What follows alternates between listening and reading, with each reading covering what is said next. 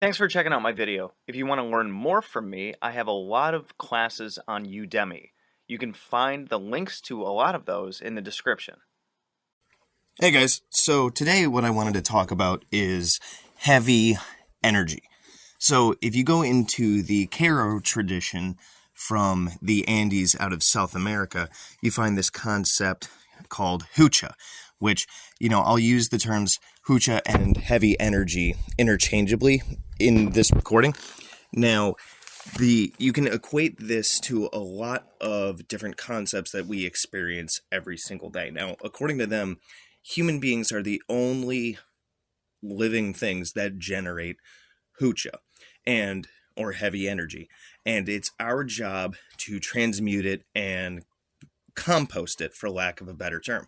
We need to translate and transform that heavy energy into a lighter form of energy. So what exactly is heavy energy? Well, they conceptualize it as things like negative emotions, so frustration, sadness, anger, and even things like illnesses they can equate to heavy energy, where if you have enough built up heavy energy or hucha, then you can actually generate an illness. So you guys are probably like, okay, that makes no sense to me. Let me give you an example.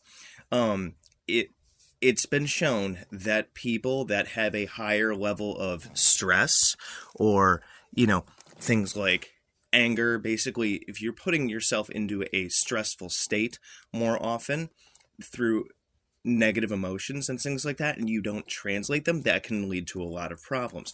Not only emotional problems, but also physical problems. Think about how somebody that has a heart condition might need to take it easy and not get into stressful situations. Why? Because that heavy energy can translate to exacerbating or making those heart problems worse. Even stress levels, stressful things, even the way that we think, that can stress us out. It raises our cortisol levels. It brings our bodies into a more of a fight or flight kind of thing. And this can be very, very, very often for some people that have anxiety, like me. And that can lead to, of course, a lot of problems. Tell me that you've never been anxious without having your heart rate go up, right? We're stressing our systems out. And the other thing is that, if you're stressed out more often, what are you more prone to? Illnesses. You're more prone to getting a cold. You're more prone to getting the flu, things like that, when you're stressed out, because your immune system actually goes down and is less effective when you're under a lot of stress.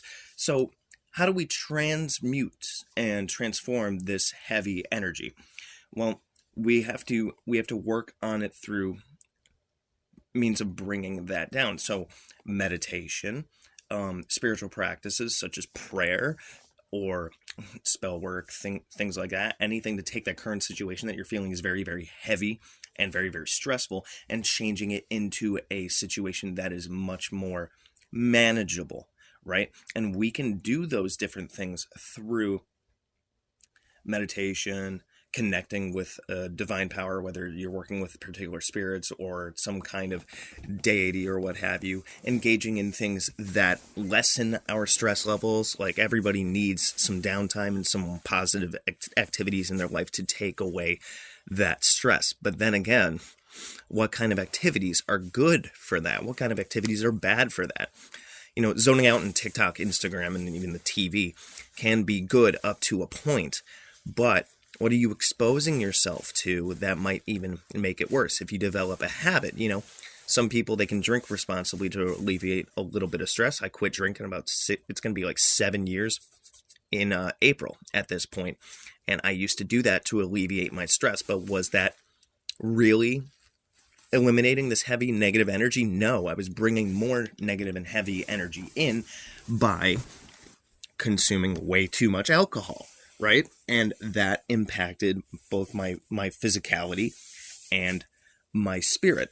So if you've ever heard of the concept of grounding, where, you might visualize in meditation like a cord going from you down into the earth or something like that, And you might have heard of these different kinds of things. Man, I should make some videos on these different kinds of cleansing practices. But even the idea of when you're showering, you visualize the muck and guck of the different things that you're feeling. Maybe you're feeling sluggish. Maybe it's yesterday's stresses. They're coming off of you like a sludge and they're going down the drain. Or if you're meditating and you visualize a cord between you and the earth, you are picturing any of those negative feelings that you might have emotionally or physically being taken down into the earth. That is the transmutation of Hucha down into the earth. So we are at a particular realm in the hierarchy of realms, right? According to the Andean shamans, the Karo. And there are realms above us and realms below us. And when we transmute our Hucha down into the earth, that's transmuting it down into the lower realms. And when we transform that, think about this. We have a certain density here, for lack of a better term, and as the realms go above, they're less and less dense. You can kind of equate that to the idea of like the Kabbalah, where they get more and more and more obscure and less dense as you go up the tree. But if you flip that, and I've never talked about this before on the channel, but the Cliffoth, where the sorry guys, where the tree of life is inverted and you're actually going downwards.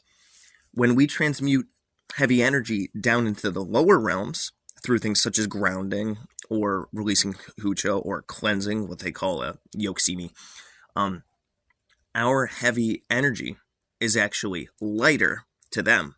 So there's this concept of the opposite of Hucha, which is called Sami, which is light energy. And our Hucha becomes Sami to the lower realms. So when we're transmuting our negative energy and we're grounding it and we're transforming it and putting it into the earth, because the earth itself loves to transmute Hucha. It's seen as a gift to give this negative heavy energy to the earth so that the earth can take it, transform it, and even bring it down to the lower realms. We are actually giving that as a gift to spirits and beings that are lower than us. So it's kind of a cool concept to think that by taking care of yourself, you're actually helping out spirits and other beings at a lower level. So it's kind of less selfish in that way, where, you know, the earth, Mama Elpa, is saying, give me all that heavy energy, let me take it for you. You just gotta give it to me, and then I'll bring it down to the lower realms. And you're like, okay, hey, this benefits me, it benefits you, yeah, let's do this. You know, rather than doing something that's selfish and you're the only one that benefits from it.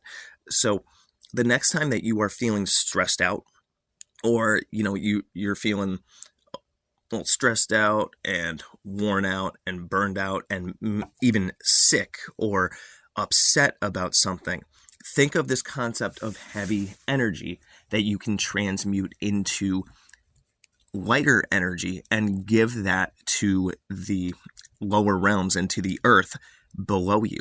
And then start to think about what kinds of things in your life bring in that lighter energy. So for me, you know, I like playing some video games. I like playing the didgeridoo. I like playing the ukulele. I like doing my Iaido sword practice, stuff like that. Let me know if you guys want more content on those different kinds of things, because I did make a post on my Facebook and my Instagram about Iaido if you want to learn a little bit more about that kind of stuff. Or if you checked out one of my YouTube shorts, I did put up a little didgeridoo freestyle. Let me know if you want more of those kinds of things, because, you know, trying to expand a little bit more on showing you guys what it's like to live in my existence.